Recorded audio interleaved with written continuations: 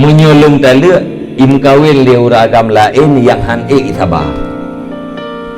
Takut merempak lakoi tengah yang hai sabar. Nyan menyuruh im kawin dengan orang lain, nyan si uro limang nung habis bopala me bahasa gede. Nyan nyamban sayang menjaga cerai kan karena memang orang tadi menjaga cerai kan mukom micok legau. Lim kawin legau akai mental kita hai sabar tu ya igo sini nu tu rau. Karena ya kekuatannya ku hanak cerai-cerai nyamban sayang. Yang katanya pegah lang kitab salah satu yang cara murno sabar mengkawin uragam murno sabar kita cara salah satu cara mengkawin ya dia sama kawin kedua cara sabar ya.